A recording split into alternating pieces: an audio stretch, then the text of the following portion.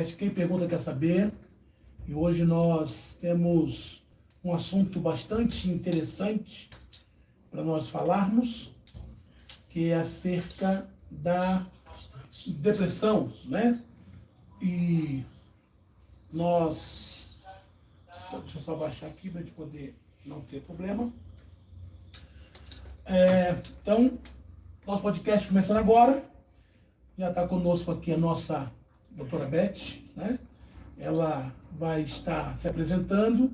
Eu coloquei aqui uma colinha, mas eu quero que ela se apresente, né? Porque porque ela vai se apresentar melhor. Quero primeiro dizer para a Beth, muito obrigado, viu, Beth, por ter aceito o nosso convite. Para nós é uma alegria, né? Ter você aqui conosco para conversar sobre esse assunto, sobre a depressão, que é um assunto assim, muito falado, mas na minha concepção pouco entendido, né? A população em si tem uma compreensão sobre a depressão, mas uma compreensão assim meio rasa. Então, hoje nós vamos conversar acerca disso, para que a gente possa então levar para os nossos ouvintes aí, nossos irmãos amigos do podcast, essa informação. Então, o nosso podcast hoje, o objetivo nosso hoje é discutir esse posicionamento, né? Discutir essa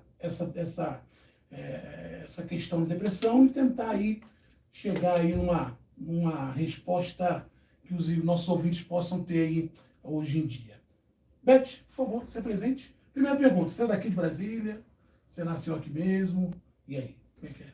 Bom, boa noite, né? Meu nome é Elizabeth, sou daqui de Brasília, nasci, né, aqui em Brasília, né? Sou casada, né, há 11 anos, sou casada, né?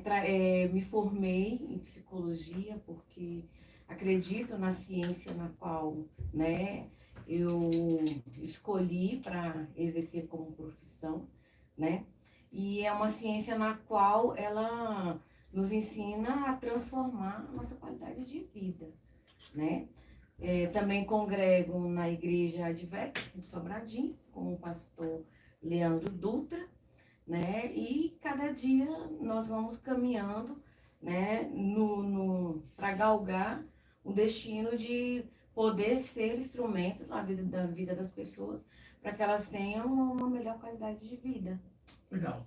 A psicologia entrou na sua vida desde sempre, porque assim, quando a gente é criança, a gente tem aquele negócio assim, quando eu crescer eu quero ser isso, né? Eu lembro que quando eu era criança, eu queria ser motorista. Quando eu crescer, eu quero ser motorista de ônibus. Depois isso mudou, eu falei assim, quando eu crescer, eu quero ser advogado. Depois mudou, até que chegou, hoje eu não sou nem advogado, nem psicólogo, nem motorista de ônibus, sou teólogo. Você sempre gostou da psicologia, Beth? Sempre gostou? Sempre fascinou-se esse mundo? Não, a psicologia, ela entrou na minha vida. Quando eu era pequena, eu sonhava em ser professora, né? Aí eu cresci e conheci a matemática. E quando eu conheci a matemática, eu me apaixonei pela matemática e me formei em contabilidade. Aí da contabilidade, eu conheci pessoas, né? E também vivenciei uma circunstância na minha vida, na qual eu tive contato com psicólogos, né?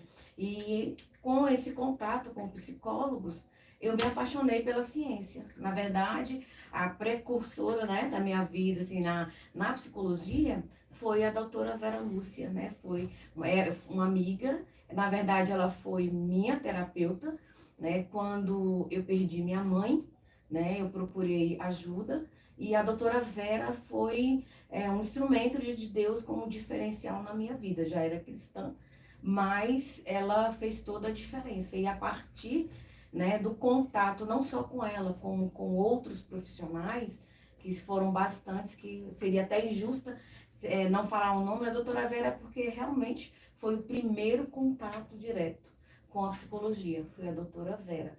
E a partir dali eu me apaixonei e a contabilidade, os números, eles começaram um pouco a diminuir o sentido, o peso, né, de sentido para mim. A ciência da psicologia cresceu, por quê? Porque a ciência na qual ela me apresentou trouxe fruto para mim e fez com que eu também entendesse que eu poderia ser instrumento na vida de alguém para mudar a existência de alguém como ela foi na Legal, legal. Beth, segundo alguns dados da OMS, que é a Organização Mundial da Saúde, eles disseram que até 2030 a depressão será a principal causa de anos perdidos devido à incapacidade, né? E aí eu começo a nossa conversa perguntando a seguinte pergunta para você. O que seria, então, como você define depressão? O que é depressão?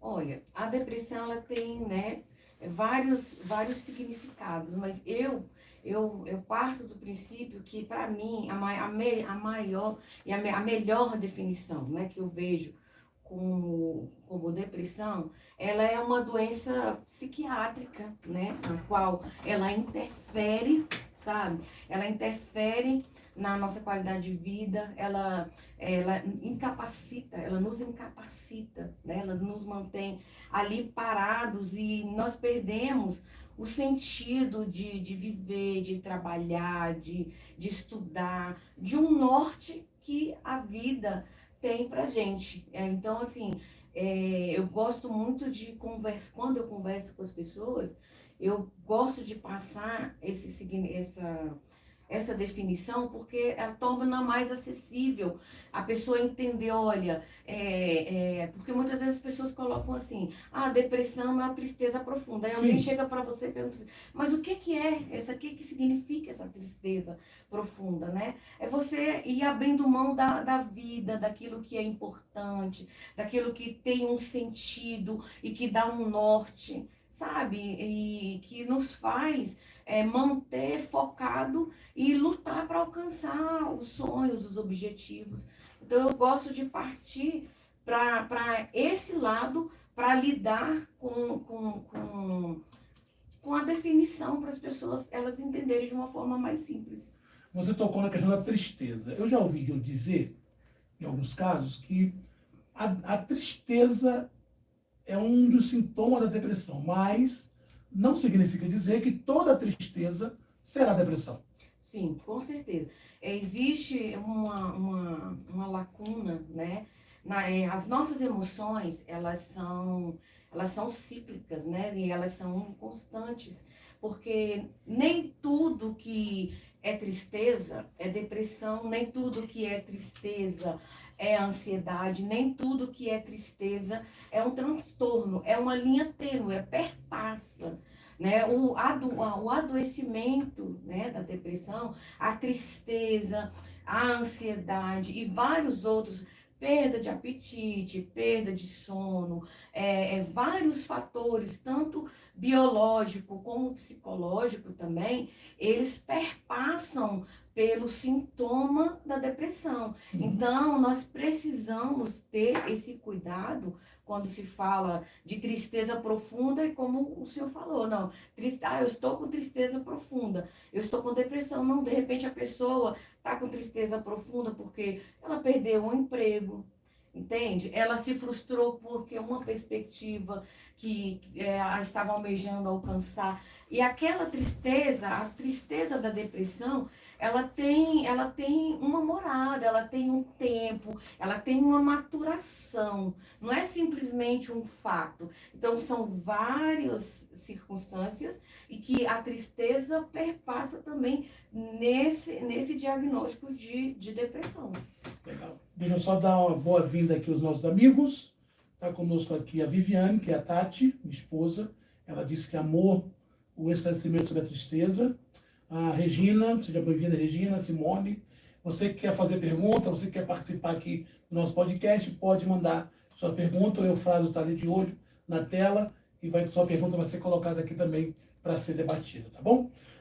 Voltando então aqui, Beth, você falou sobre a tristeza. Quais são os sintomas mais comuns da doença e como esses sintomas podem afetar a vida das pessoas? Eu gosto muito de partir do princípio.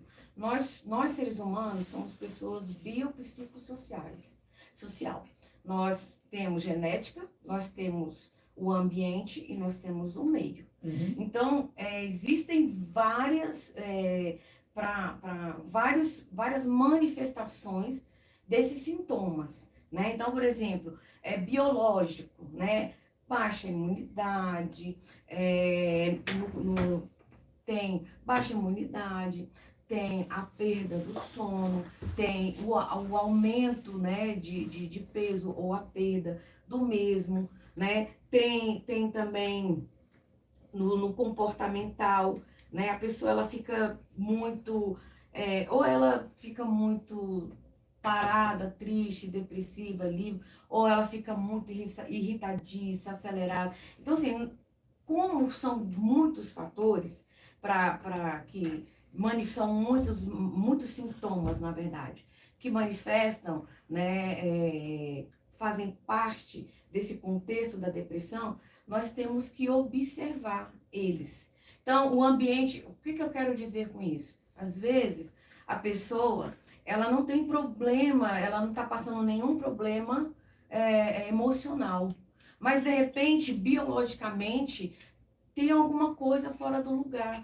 Então, a imunidade, entendeu? A pessoa está com anemia, a pessoa está com baixa imunidade, a pessoa ela está realmente com alguma demanda fisiológica que contribui para um quadro de aparecimento, né, de depressão, que corrobora para somatizar a manifestação desse quadro, entende? Então, passa por essas três vertentes. Não é só, a pessoa pensar também assim, eu estou com anemia, então eu estou com depressão porque eu estou com anemia. Não, é toda uma investigação. O diagnóstico, né, ele não é isolado.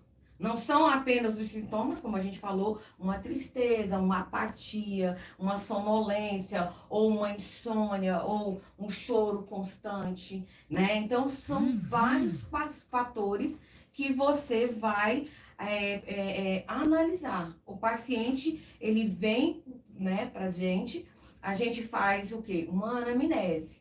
Nessa anamnese, você vai pegar o quê? O histórico dele. Existe essa anamnese, é um questionário que nós fazemos, e dentro desse questionário, na demanda que o paciente traz, nós vamos começar a delimitar aqui o caminho que pode ser. Se é uma depressão, se é uma ansiedade, às vezes se a pessoa está apenas com esgotamento mental, porque muitas vezes a pessoa está esgotada mentalmente e ela, por alguns sintomas ser parecido, ela já acha que está com depressão. Muitas vezes a pessoa está com muitas preocupações e ela também já acha que já é depressão. Então, tem todo, né, um caminhar para esse diagnóstico. Eu gosto muito de deixar isso claro, porque as pessoas, elas têm a ideia de que, não, como o senhor falou, eu estou com uma tristeza profunda, então já estou depressiva? Não necessariamente. Não é por aí. Não existe uma fórmula. Porque, assim, eu gosto sempre de ir por esse caminho, por quê? Porque o ser humano, ele é complexo e único. Então, ele tem uma singularidade. Então, o fato do senhor como o senhor se apresentar, vamos supor que o senhor chegue a mim, e o senhor fale e a sua demanda tem tristeza. Mas o fato de você trazer dentro da sua demanda, né, um sintoma tristeza, não significa necessariamente que você está depressivo e não significa que uma outra pessoa que traga também uma outra demanda, que a tristeza está inclusa, também seja depressão. Por quê? Porque o ser humano, ele é singular, ele é único. Então, não é um manual. Entende? A gente tem, é claro, a ciência nos dá o caminho, ela nos dá as ferramentas, entende? Mas essas ferramentas e o caminho não é a verdade absoluta para a realidade daquele paciente. Entende? Porque muitas vezes a pessoa apresenta 4, 5 sintomas que perpassam pela depressão. E quando você pede exame, quando você faz testes, aplica questionário, a resposta e o caminho não é depressão. Não é depressão. Falando em depressão, tem uma pergunta aqui da Simone. perguntando se algum dos sintomas que ela citou faz parte, ó. Medo, achar que está sendo perseguida, sono constante. Algum desses sintomas pode fazer parte da depressão? Pode sim. Pode. E assim, a Simone, né? Obrigado, Simone Arcanjo, pela pergunta. Obrigada, Simone. Pode sim, mas como eu falei aqui, nós passamos, né? O que nós caminhamos, né? Eu passo pelo caminho que esses são fatores sim, que fazem parte da depressão, mas eu preciso de mais informações para verdadeiramente chegar e falar, olha, Simone, realmente você está depressiva. Então, esses sintomas perpassam sim e fazem parte sim das definições e dos sintomas que nós temos como depressão, mas não significa necessariamente que é o diagnóstico. Então, às vezes ela pode estar com uma crise de ansiedade, e que a ansiedade também inclui o medo, inclui a insônia, inclui essas demandas que ela traz. Por isso que eu digo, a gente não pode simplesmente, em virtude de sintomas, definir a causa. Uhum. Então, isso vai me ligar à minha outra pergunta sobre a importância do diagnóstico e tratamento adequado da depressão. Então, é importante, qual é a importância, então, de ter um diagnóstico próprio para definir um tratamento adequado? É o princípio. Eu vejo como um princípio. Uma pessoa, ela me procura e ela traz demandas. Então, eu ouço, como eu falei, a anamnese eu ouço, e a partir dali, depois que eu faço a anamnese, e eu vou estudar, porque a gente estuda, né, a demanda que a pessoa traz, e é dentro dessa demanda que, primeiro caminho, diagnóstico, uma consulta psiquiátrica. Por quê? Porque o psiquiatra, ele vai pedir exames. Como psicóloga, eu posso pedir o encaminhamento para o psiquiatra e dar o encaminhamento para o psiquiatra. E lá ele vai pedir exames, né? Ele vai pedir exames clínicos, ele vai aplicar testes, ele vai fazer avaliações, porque ele é o médico que vai tratar e passar a parte fisiológica, na qual está trazendo a demanda emocional. Como eu falei, o físico, né, o bio, o emocional, o bio se manifesta no emocional, que volta de novo para o comportamento. Então, o primeiro passo, o diagnóstico. Então, sempre a pessoa fala assim, eu estou depressiva. Primeira pergunta que eu faço, fez uma consulta? Porque assim, nós hoje, com a evolução e com a tecnologia, nós temos acesso a muitas informações. Todo mundo tem acesso às informações. E um diagnóstico senso comum de depressão não significa depressão. Então, eu tenho partir do princípio que eu tenho que fazer o caminho a partir do lugar certo. E qual é o lugar certo? O psiquiatra. E como psicóloga, eu percebo os sintomas. E é nesses sintomas que eu suspeito a depressão, mas eu vou pedir para o paciente procurar o psiquiatra. Por quê? Porque como psicóloga, eu vou falar como eu trabalho e como eu caminho. Como psicóloga, eu não vou caminhar num diagnóstico como esse sem ter o exame.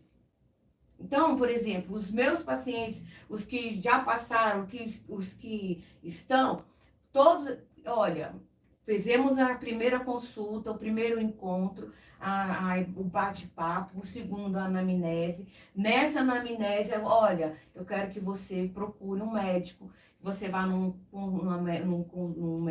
médico clínico e depois você peça um encaminhamento para uma consulta, que ele vai pedir, por que isso? Para que eu tenha mais segurança naquilo que eu estou fazendo e para que a pessoa realmente ela tenha certeza de que ela está acometida daquele adoecimento. Sim. Porque, de repente, a pessoa está passando por um momento, uma fase difícil na vida, a pessoa passou por uma perda. Como eu falei, o meu encontro com a psicologia. Então, o meu encontro com a psicologia foi a partir da perda da minha mãe. E que se algumas sessões com a psicóloga, tendo feito o exame, entende? Trouxe a luz de que não era depressão. E aí o caminho do tratamento terapêutico foi outro. Porque quando você tem a certeza do que você está fazendo, a segurança, o caminho, você trabalha melhor. Então eu não posso, a primeira coisa que eu faço, consultor, porque eu particularmente, esses diagnósticos senso comum, fica muito, deixa eu pensar na palavra aqui. Muito vago. Fica vago e o paciente chega pra gente com 1 milhão de perguntas e ele já chega muitas vezes com todo o diagnóstico. Olha, eu sou assim, assim, assim, assim, e eu tenho isso, isso, isso. Aí eu pergunto, fez o exame? Não para desmerecer o paciente, mas para que ele tenha e entenda que a psicologia ela é uma ciência. E que nós passamos a vida inteira. Eu fiquei, primeiro foram 5 anos, né, na faculdade, e é um investimento muito oneroso, né? E assim, você tem a faculdade, você termina, você tem que fazer as especializações. E é uma ciência que você está cuidando do ser mais importante que existe na face da Terra. Que é a imagem e semelhança de Deus e que é o seu paciente. E que lá na frente é o meu paciente que é o meu cartão de visita. Sim. Então, se ele tem a segurança de estar fazendo o tratamento, o caminho, eu tenho a segurança, eu trouxe os exames. Alguns não, eu não peço, alguns que eu percebo que não é depressão de imediato, eu não peço a consulta com o psiquiatra, mas eu peço consulta com o médico clínico e peço exames. Alguns exames laboratoriais, né? Porque o físio ele corrobora para o sintoma emocional. Então, isso dá a segurança do paciente trazer a demanda e de até mesmo trabalhar essa demanda com segurança dentro da minha profissão com esmero. Entende? Porque quando ele me faz uma pergunta, ou quando vem uma dúvida, ou quando a situação para ele, naquele momento, ele perdeu o controle ou o caminho, né? Porque como psicóloga, qual é eu parto de que caminho? Como psicóloga, o meu caminho, o meu dever é ensinar ao paciente como lidar com os seus sentimentos, né? A terapia, a psicologia, ela vem com essa demanda. Então, primeiro os exames e depois o ciclo terapêutico. Por quê? Porque a pessoa ela tem que aprender a lidar com as suas emoções, né? Sufocar as emoções ou fazer de conta que elas não existem não resolve o problema. Então, para resolver o problema, ou seja, a terapia ela é porque para trazer essa qualidade de vida, para ajudar a pessoa a ressignificar a sua história e ela lidar com as situações da vida, porque a vida ela traz demandas que são duras, muitas vezes duras, outras vezes cruéis, e fazer de conta que elas não existem, ou que não estou sentindo, ou procurar uma autoajuda que não é ajuda e que não resolve, ou seja, é uma coisa que apenas acalma ali, mas que qual é o caminho da cura? Primeiro passo, eu preciso entender que eu tenho que lidar com essa situação, com esse adoecimento, com essa circunstância. E aí, o meu papel como terapeuta é usar as ferramentas que a ciência me dá, dentro da demanda e da realidade de cada paciente. Também tem isso. Não é? Eu não posso pegar e colocar o paciente como um manual e que eu vou aplicar e que aquilo que funciona em você vai funcionar no João, vai funcionar no Marcos, vai funcionar. Não. Porque você é uma pessoa, o João é outra, o Marcos é outra. E isso eu procuro deixar o mais claro possível para a pessoa que me procura, para a pessoa que conversa comigo. E eu lido com a transparência no máximo daquilo que eu posso. E eu gosto também de ter esse papo com a pessoa de uma forma como eu estou tendo aqui.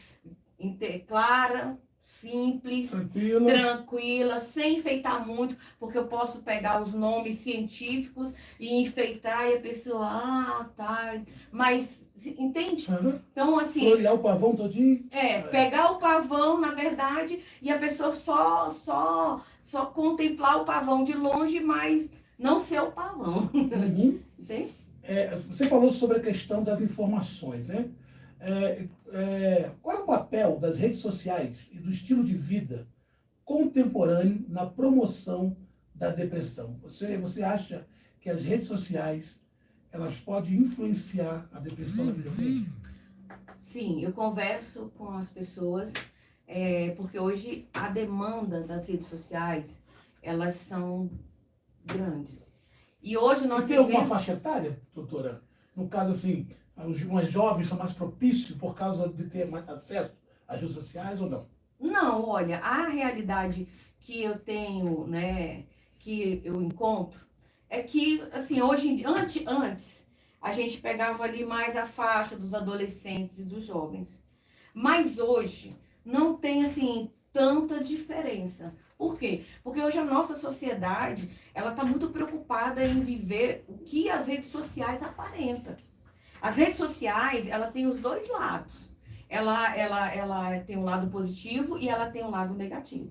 Então, por exemplo, as redes sociais hoje, elas têm, na minha visão, e eu falo muito isso com as pessoas, cuidado com o que você vê e com o que você filtra nas redes sociais. Porque as redes sociais é um mundo imaginário. Uhum. É um mundo de fantasia. Porque ali todo mundo é perfeito. Ali todo mundo é perfeito, o cabelo de todo mundo tá bonito, lindo, maravilhoso. Então, todo mundo tá é rico, todo né? mundo rico, tá todo mundo... Entende? Todo mundo E feliz. muitas vezes as pessoas, elas acreditam naquela verdade. E a pessoa, quando ela acredita naquela verdade, você tem que ter todo um jeito para você trabalhar essa desconstrução dessa verdade. Porque as redes sociais, e hoje a gente tem visto, tem sido muita violência. Elas hoje estão muito mais, na minha opinião, pro lado negativo, né? Como nós estamos falando de emoção, de qualidade de vida, porque as redes sociais, elas são fantásticas para quem sabe navegar e para quem quer realmente, tem grupos de apoio, para quem quer mudança de qualidade de vida. Então, a moeda, ela sempre tem os dois lados. Sim. Eu gosto sempre de deixar isso claro, porque nem 8 e nem 80. Mas o que eu procuro naquele paciente ou naquela pessoa que me procura, que vem conversar comigo, observar quais são os conteúdos e quais são as redes sociais. Entende? Sim. Porque as redes sociais em si, elas não têm o poder está em mim. Sou eu que vou lá e é a pessoa que vai lá e abre a rede social. É ela que vai lá, o conteúdo é sanguinário, mas o conteúdo sanguinário não se apresenta a ela, é ela que vai lá buscar. Então, ou seja, o poder de escolha está sobre ela. Ela que procura, né? Entende? Então, assim, trazer o que hoje, as redes sociais, e nisso eu uso um pouco da pedagogia, que eu perpasso por onde eu estudei, naquilo que eu vejo que pode agregar e é algo que vai acrescentar na vida da pessoa, por que não usar? Sim. Então, como pedagoga, né, algumas didáticas, algumas técnicas, entende? Você vai lá, como que eu posso, qual a ferramenta aqui eu posso usar que eu posso usar para as redes sociais? Gente, por que não controlar o uso? Por que não dar um tempo? Ah, você passa 10 horas. Por que não diminuir? Vamos ler um livro, vamos assistir um filme, vamos ouvir uma música. Porque não adianta também eu virar e falar, olha, as redes sociais são tóxicas. Você tem que tirar.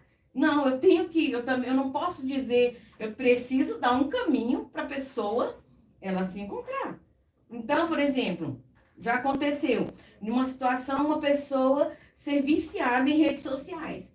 Como quebrar, ou como desconstruir, ou como começar a trabalhar essa importância da percepção dessa pessoa, da diminuição das redes sociais.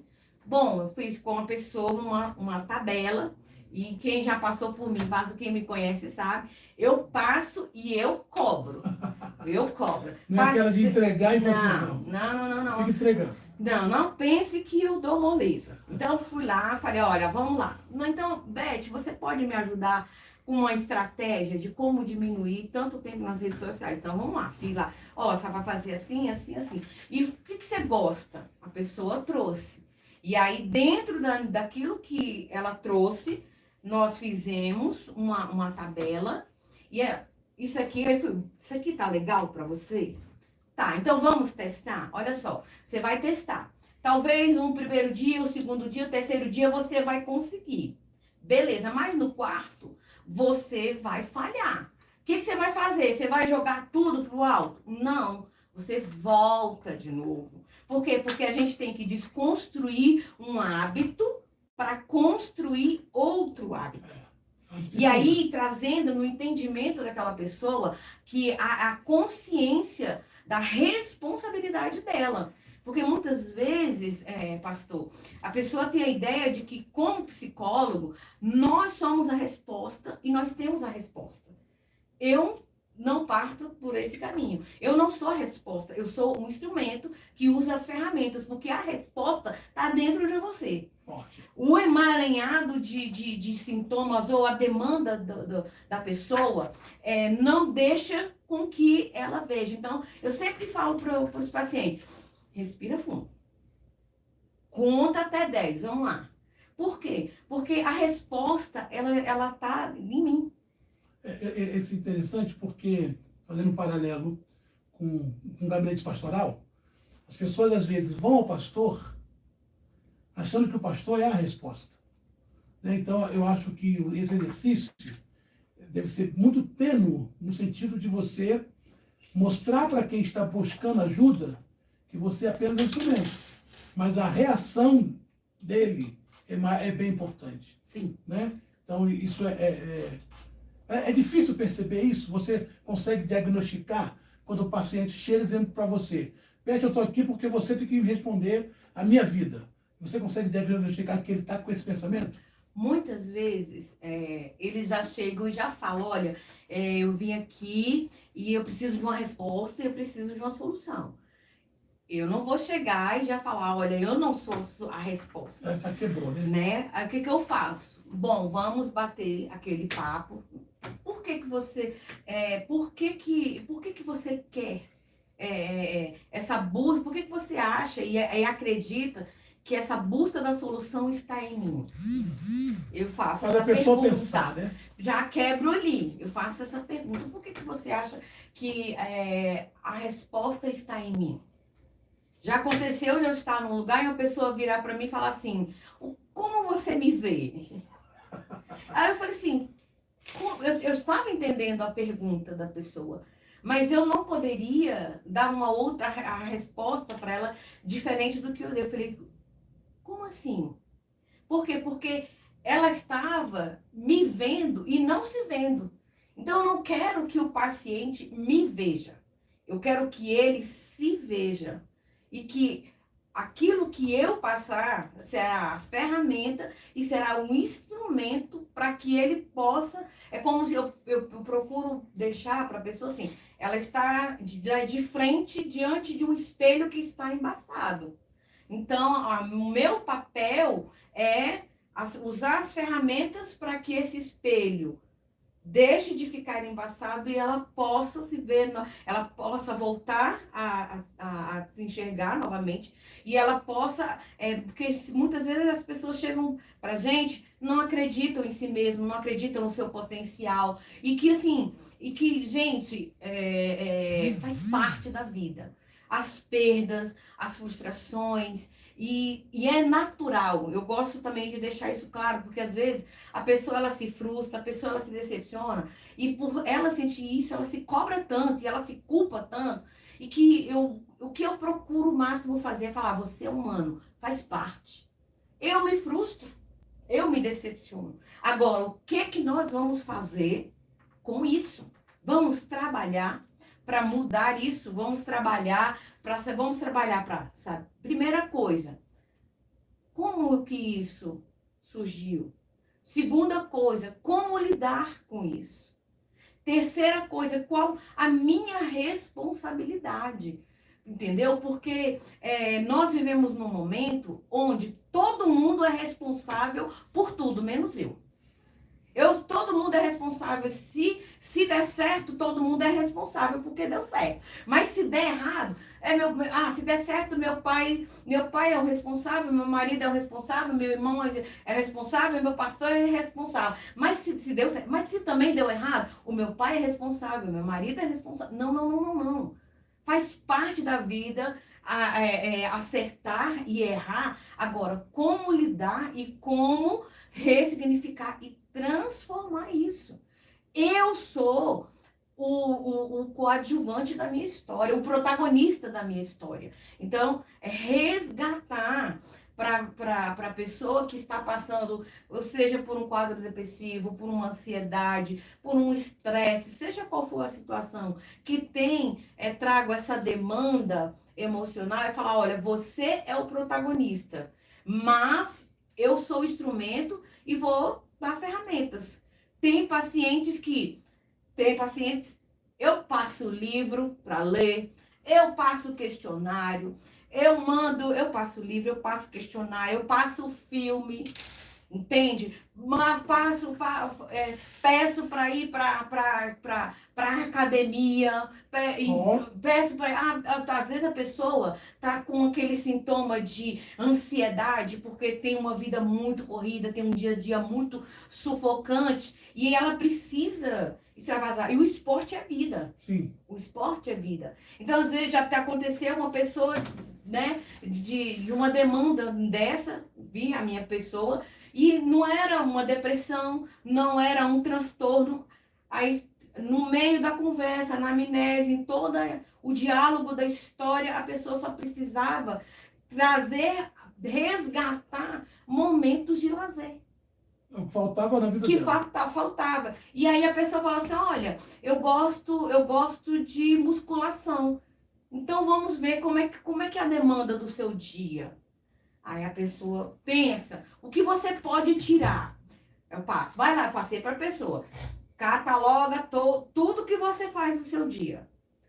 Aí mandou. Aí quando a gente encontrou, o que é primordial? Porque muitas vezes, né, o adoecimento emocional ele acontece porque a gente abre mão do que é primordial para aquilo que, sabe, pode esperar.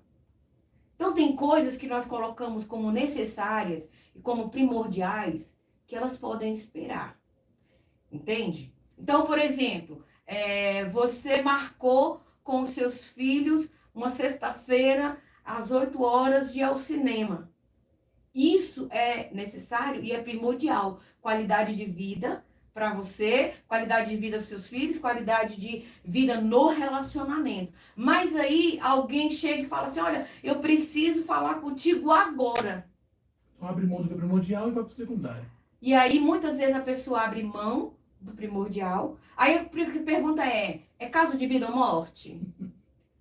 Se não for, pode esperar. Amigo, ou então, amigo não. Nós podemos conversar depois.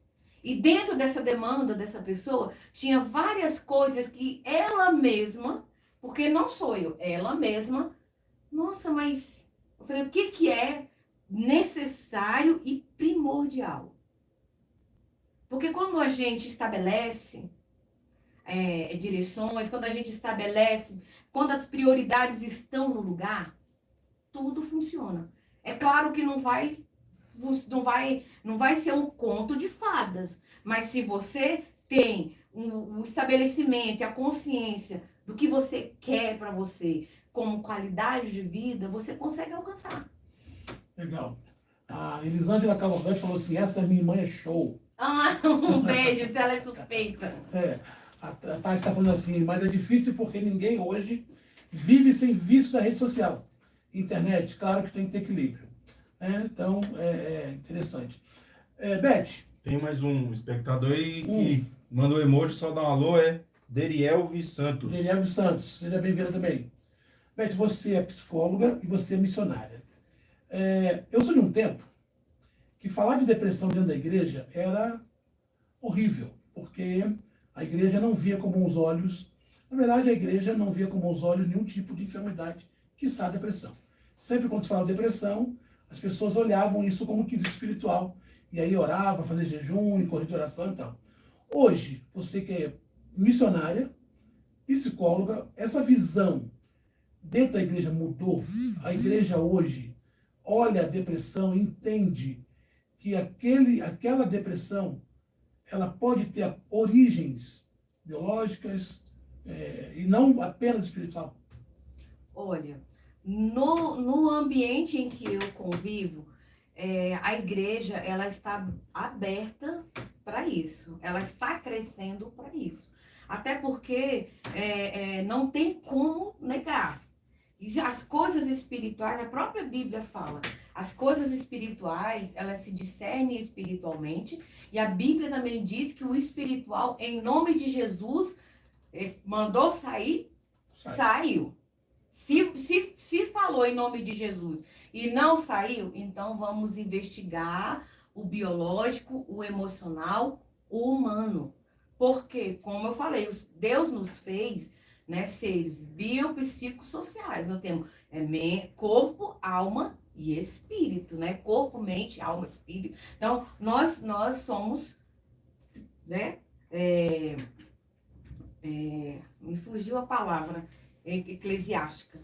Então, nós somos corpo... Tricotômico. Isso. Tricotômico. A palavra, como filhos de Deus, nós somos tricotômicos. Corpo, alma e espírito. Exatamente, corpo, alma e espírito. Então, nós não podemos negligenciar isso. Entende? Então, assim, a igreja, ela está evoluindo.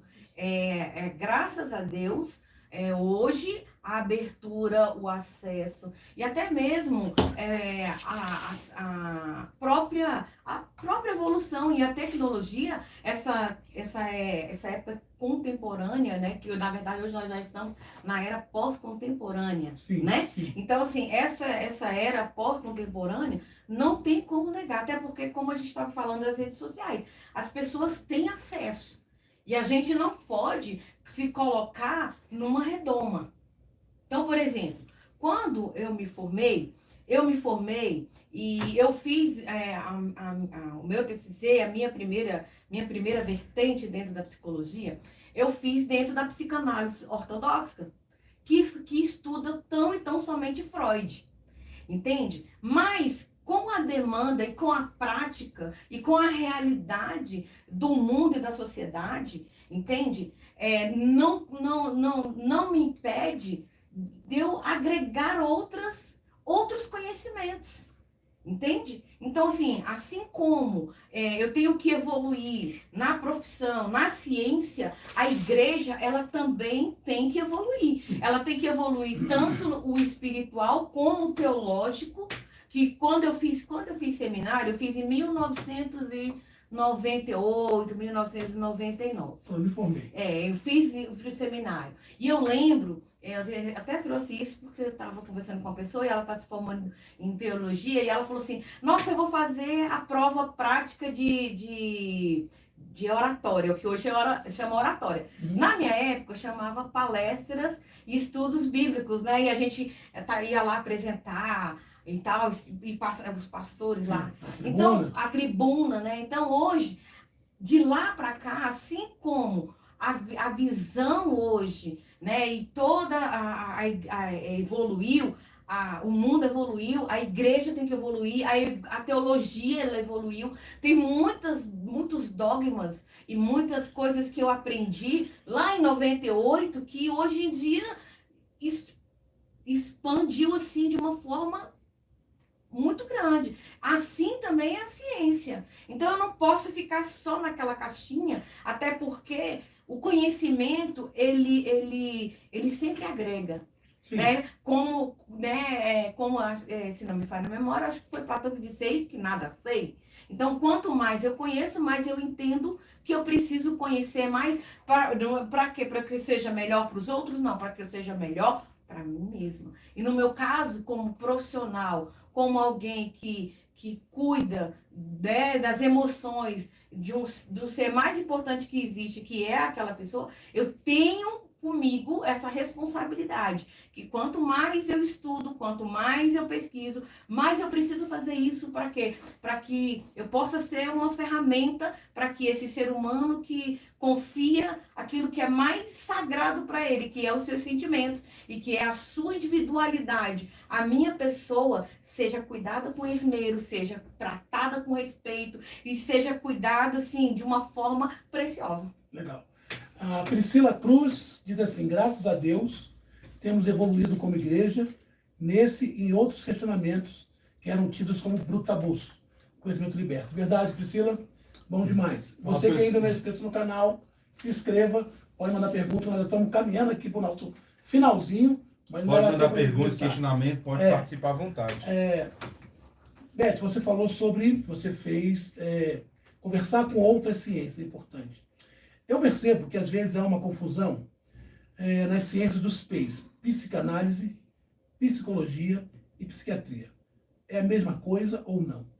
Não, cada uma tem toda ciência, ela tem a sua peculiaridade. Então, e ela tem a sua singularidade. Agora, o fato dela ter a sua singularidade não me impede de conhecê-la. É isso que eu parto desse princípio. Por quê? Porque nós não podemos nos colocar numa caixinha. Então, a psicanálise, ela tem as suas ramificações. Eu confesso que quando eu fiz a psicanálise, eu não fiz porque eu escolhi, eu fiz porque a faculdade escolheu. Uhum. Porque eu detestava Freud.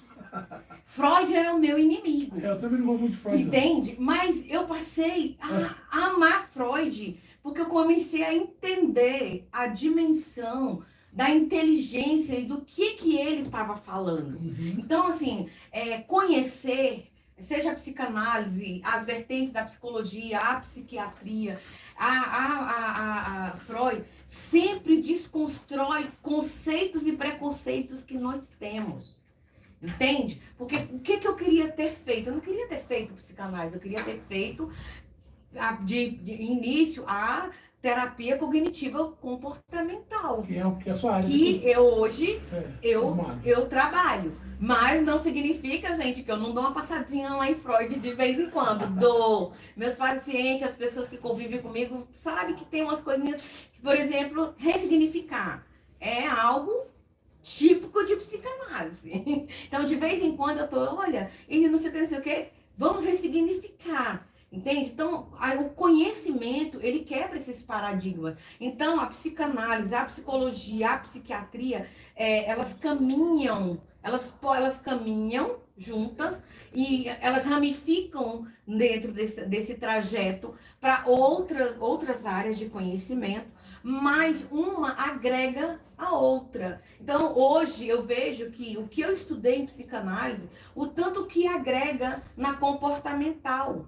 Como também eu fiz um curso dentro da psicanálise junguiana, que também agrega, entende? Então, esse conhecimento, ele desconstrói paradigmas em mim, conceitos e preconceitos em mim, e faz com que eu possa agregar esse conhecimento e levar para esse paciente, levar para essa pessoa que confia, né, a sua alma, as suas emoções, seu coração, a mim, a ela poder também desconstruir conceitos ou preconceitos arraigados, uhum, e construir novos conceitos. Então, assim, eu coloquei no meu entendimento que esse conhecimento e essa troca entre as ciências, do conhecimento das ciências, me faz construir pontes. Pontes. E pontes, elas servem para quê? Para a pessoa passar, para crescer, para prosseguir, não é? Então, assim, a psiquiatria é importantíssimo. Eu, como psicóloga, eu fiz, na época da faculdade, eu fiz só 2 anos de laboratório de anatomia. Então, eu não me sinto, e eu não me sinto preparada. Por que que eu falo para a pessoa, olha, eu peço exames clínicos e psiquiátricos? Porque 2 anos de anatomia não me dá respaldo para eu virar e falar assim, não, é esse sintoma fisiológico. Uhum. Então, eu preciso ter a dignidade e a humildade de entender que eu não conheço o suficiente e que existe uma ciência e que existem pessoas que estudaram para isso mais do que eu, que pode me ajudar e agregar o meu trabalho e também, né, acrescentar na vida da pessoa na qual eu estou cuidando. Legal. Essa é uma das grandes lutas minhas enquanto teólogo. Eu acredito que a teologia, o teólogo, ele precisa conversar com outras teologias.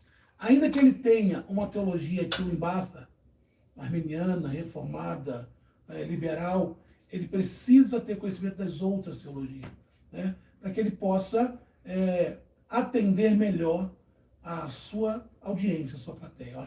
Eu acho show de bola isso aí. Você já fez essa pergunta para ela, né? A diferença entre psicologia, psiquiatria e psicanálise? A Daniela está perguntando se você pode, assim, rapidamente tentar diferenciar o que a psicologia estuda, a psiquiatria e a psicanálise. Todos estudam o ser humano, mas estuda a mesma área específica ou não? Olha, assim, é muito amplo o conceito, mas eu vou tentar, assim, de uma forma resumida. Eu coloco assim, a psiquiatria é o meu parceiro, né? O psiquiatra, ele é o meu parceiro que vai me dar o caminho, né, para que eu trabalhe com segurança com o paciente. Como eu falei ainda agora, eu não tenho o conhecimento fisiológico e o campo que o psiquiatra estuda dentro das emoções, o psiquiatra ele vai estudar o fisiológico, né, e ele vai estudar de uma forma muito mais profunda e ampla que eu, como eu falei, eu só fiz 2 anos de anatomia, então a minha bagagem é mínima, entende? Então, o psiquiatra, ele entra com isso, com os exames, e ele entra numa demanda que eu estou procurando uma palavra mais simples. Isso, mais clínica. O psiquiatra então é mais clínico. É, o mais clínico, entende? A psicologia, eu vejo assim, que nós, como nós terapeutas, como eu falei no início, nós terapeutas, o nosso objetivo e o nosso caminho é ensinar o paciente a lidar com as suas emoções. Aceitar ele. Aceitar ele, a se ver, entende? Eu vejo isso. E o outro é a psicologia. Psicanálise. É a psicanálise Freud. Freud é trazer... Você apaixonou por Freud?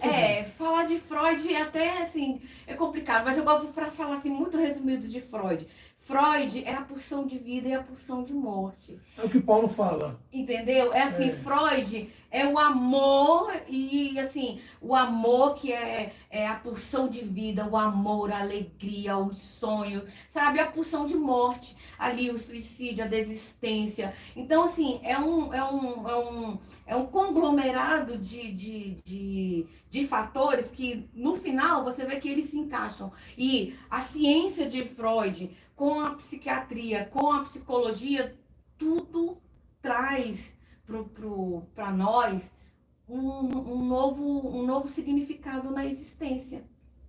Legal. Entende? Legal. E assim, uma coisa que parece doido, mas quando eu conheci Freud, gente, a psicanálise nasceu porque Freud, ele foi estudar a espinha dorsal de um peixe. Pensa, a inteligência dele, sabe? E assim, Freud é complicado de falar, mas Freud Você um apaixonou por amorzinho, Freud. Você apaixonou entende? por Freud. Então, assim, para mim, eu vejo nesse caminho, dentro dentro da psicologia. Eu não sei se ficou claro para a Psicanalista pessoa. também é uma profissão à parte, como psicólogo e psiquiatra são duas profissões diferentes. Psicanalista também. Psicanalista a psicanálise ela é uma das vertentes. Nós passamos pela a psicologia, ela tem vários campos de ações. Tem a psicologia junguiana, né? São abordagens, nós chamamos de abordagem. A abordagem junguiana, que tem Jung, tem vários outros psicólogos, tem a psicanálise, que tem Freud, tem Lacan, tem Ana Freud e vários outros, entende? Tem a psicologia de Berner, comportamental, tem, então, assim, cada abordagem psicológica, ela tem o seu caminho, ela tem o seu precursor, ela tem a sua história, entende? Mas por isso que eu falei, quando nós estudamos as minúcias, você vê que ainda que Freud seja a pulsão de vida e a pulsão de morte, entende?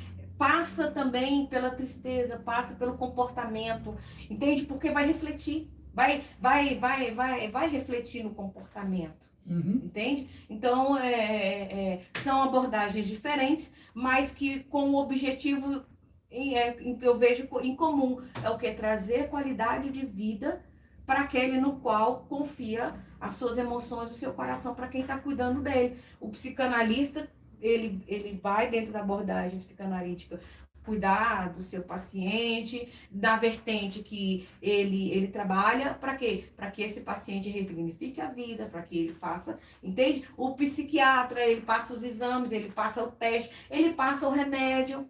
A pessoa chega lá muito depressiva, ou com transtorno, ou em crise, o que ele passa? Ele passa remédio. E o remédio é para quê? Para que haja, né, o resgate da qualidade de vida. Ou seja, então todas elas, acaba que elas afunilam aonde? Na qualidade de vida do ser humano. Legal. A Daniela falou que ficou bem claro, sim, e agradece pela explicação. Partindo para minhas duas últimas perguntas, doutora. Primeiro essa aqui. Qual a importância da promoção do autocuidado e da saúde mental como forma de prevenir a depressão? Eu falo muito para as pessoas o seguinte, qual é o cuidado? Lembre-se, não existe um ser mais importante que você. Não para que ele, o alto ego, não para que ele se endeuse ou se mistifique. Não. Porque muitas vezes a gente cuida dos outros e não cuida da gente. Então, para que eu preciso ter essa qualidade de vida, eu tenho que entender que eu sou preciosa. Então, a pessoa que ela está desistindo da vida, eu vou trabalhar ali no percurso do caminho, né? Livros, dependendo cada caso é um caso, mas, por exemplo, uma situação de perda, vamos supor. E aí a pessoa chega muito angustiada. Eu parto para o princípio, quem está vendo, que me conhece, que já passou por mim, sabe. Primeira coisa que eu faço, o lúdico, eu passo desenho. Legal. Desenho. Entende? Então, por exemplo, por que o desenho? Porque o lúdico, ele leva a pessoa para o imaginário e ali ela extravasa as emoções. E eu tenho pessoas que, olha, assiste tal desenho. E a pessoa traz uma resposta, eu chorei compulsivamente, eu entendi alguma coisa, entende? Então, eu vou falar da perda, por quê? Porque foi o caminho que eu trilhei. Eu na psicanálise em Freud, eu fui na especialidade de luto e melancolia, perdas. Então, o lúdico, ele quebra as resistências. Então, tem coisa que quebra mais a resistência de alguém do que um desenho, do que o imaginário? Não. Porque a pessoa não tem o controle. Então ele pode chegar diante de mim cheio de reservas, cheio de estruturas, cheio de camadas, entende? E eu já estou falando de várias ciências ao mesmo tempo. Mas o que eu vou fazer? Eu quero que você assista tal desenho. E a pessoa volta. E ela traz uma bagagem, e ela se vê, e aí eu pergunto, e ela, entende? Por quê? Porque são ferramentas, e aí a partir dali, você percebe o quão importante você é? Entende? Porque eu não vou mentir, quando eu me formei, eu me formei muito engessada ali. Ah, eu tenho que falar muito de psicólogo. Então, onde eu for, só posso falar psicologia para as pessoas entenderem. Não, eu fui entendendo que é o seguinte, eu tenho que falar a linguagem do meu paciente. Que ele entenda. E que ele entenda. Então, o paciente que entende aquela linguagem que tirou todas aquelas estruturas a partir de um desenho, ele vai trazer para mim toda a demanda e vai me dar todas as dicas de quais ferramentas eu posso trabalhar com ele e como trabalhar com ele. Ou seja, quando eu digo que a resposta está e é a pessoa, é porque a resposta está e é ela e está nela. Porque a partir do que as estruturas, do momento que as estruturas elas são derrubadas, a pessoa vem toda aberta. Então o tratamento tem a ver com a pessoa. Com certeza. O psicólogo aí não pode ter em mente, vou tratar essa pessoa assim. Primeiro você tem que saber a resposta da pessoa. Sim. Aí a gente vai lá em Carl Rogers, né? Uhum. A psicologia é a pessoa como um centro, entende? Então, ela entender isso, quando ela entende, porque muitas vezes eu não sei a história do outro. E às vezes o outro vem cheio de resistências, não é porque só houve um sofrimento na vida, às vezes a criação, entende? Então eu já atendi pessoas que, assim, amores de pessoas, mas sabe quando senta assim, nossa, primeira coisa, que eu também quebro com a pessoa, vou consultar com o psicólogo, eu sou doido, não. Quem procura um psicólogo é a pessoa mais sábia que tem. Mais sensata do mundo. Entende? Por quê? Porque ele vai ensinar você a conhecer a pessoa mais importante que existe, que é você mesma. E uma vez eu falei para um paciente assim, olha, eu faço terapia. Hã? Psicóloga fazendo Ué, a pessoa ficou assim, faço, porque eu preciso ter alguém que também me dê respaldo. Eu tenho que fazer terapia, eu tenho que fazer supervisão, eu tenho que ter alguém que tem uma bagagem de conhecimento maior e está à minha frente para que possa ser minha rede de apoio. Então eu não tenho todas as respostas e eu não sou todas, e eu não tenho todas as respostas e nem sou resposta, apenas sou um instrumento. Aí a pessoa foi embora e depois a pessoa conversando e tal, eu falei para fulano de tal, eu acho que eu não vou mais procurar aquela psicóloga não, porque ela é doida, ela disse que tem outro psicólogo. Aí eu falei para ele, se preocupe não, os meus colegas de profissão podem não falar, mas se a gente não tiver outro psicólogo, a gente não pode clinicar, isso está no código ético. Legal. Então a gente não pode quebrar um princípio ético da profissão, entende? Uhum. Então, se alguém chega e tem a ciência que eu tenho como profissão e sente segurança nas respostas que eu dou nessa ciência, é porque eu fui procurar e eu tenho também alguém que me deu um respaldo, que cuidou de mim e que me ajuda a não absorver. Imagina que se eu não tenho essa rede de apoio, eu vou absorver todas as demandas e não ajudo ninguém. Legal, legal. Pessoal, quero agradecer a todos que estão aqui no nosso podcast. Obrigado pelos comentários, obrigado aqui pela participação. Quero já agradecer a doutora Elizabeth, Beth para os íntimos, né? Por essa disposição de pegar uma sexta-feira e estar aqui com a gente conversando sobre esse assunto tão importante. Eu quero então fazer minha última pergunta. Qual a mensagem que você deixa, doutora, que você gostaria de compartilhar com os ouvintes sobre isso? Se a pessoa, qual a mensagem? Se alguém, porventura, tenha medo de ir para o psicólogo, ou receio, qual a mensagem que você deixa para os nossos ouvintes que estão nos ouvindo hoje? Não tenha medo de cuidar da pessoa mais importante que existe, que é você. Os conceitos, os preconceitos, as convicções, elas podem ser desconstruídas e podem ser construídos novos alicerces. E pense que a pessoa mais importante e a pessoa que tem que ter para si uma melhor qualidade de vida é você mesmo, entende? Então, pedir ajuda ou procurar um psicólogo porque precisa de ajuda, ou procurar um psicólogo porque quer melhorar, porque a gente não procura ajuda, uma ajuda terapêutica só quando existe uma demanda de depressão, de ansiedade. Eu posso procurar também porque eu posso melhorar. Assim como o atleta quando ele, até ele chegar lá no topo, ele vai se aprimorando. Sim. Então, a mesma coisa é a nossa vida emocional, é cuidar, sabe, do ser mais importante que existe, porque é a imagem e semelhança de Deus. Então, assim como nós e o atleta, nossa casa, né? Nós temos uma casa, nós reformamos a casa, nós compramos móveis novos, nós fazemos uma decoração excelente para quê? Para que aquele ambiente seja agradável, porque não o ambiente interior. E eu converso às vezes eu dialogo isso e falo com meu esposo. A viagem mais difícil de fazer é a viagem para dentro de si. Porque quando eu viajo para dentro de mim mesma, eu vejo as minhas mazelas, as minhas agruras, mas ao mesmo tempo eu vejo também riquezas.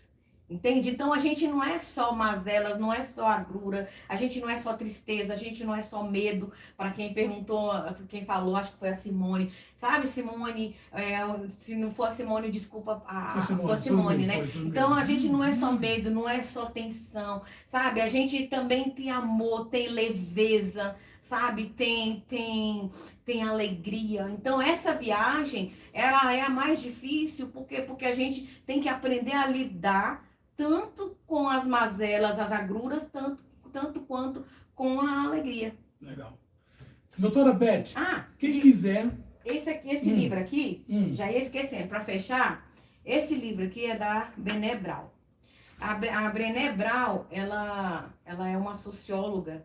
E esse livro aqui eu gosto, sempre que posso, eu indico ele, né?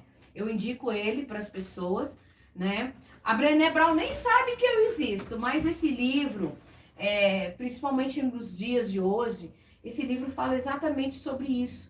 A coragem de entender que eu sou frágil e que eu sou vulnerável. A coragem de ser imperfeito, gostei.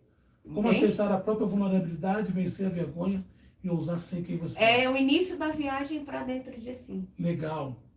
Doutora Beth, quem quiser ter a doutora Beth como psicóloga, faz o que? Te acha onde?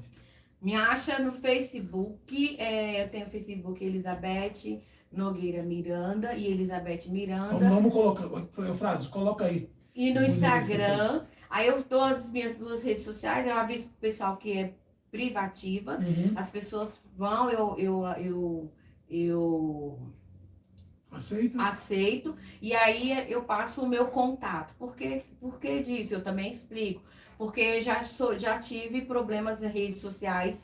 Antigamente, o meu telefone ficou e tal, a conta foi acessada e aí deu um BO. E aí, para mim, a segurança também de outras pessoas também, né? Aí eu coloco lá e eu passo, a pessoa me chama no caso, no Instagram, no direct, aí eu passo o meu contato no Instagram, no direct e no Facebook, lá no message, né? No privado lá. Sim. Aí deixo o recadinho e eu retorno.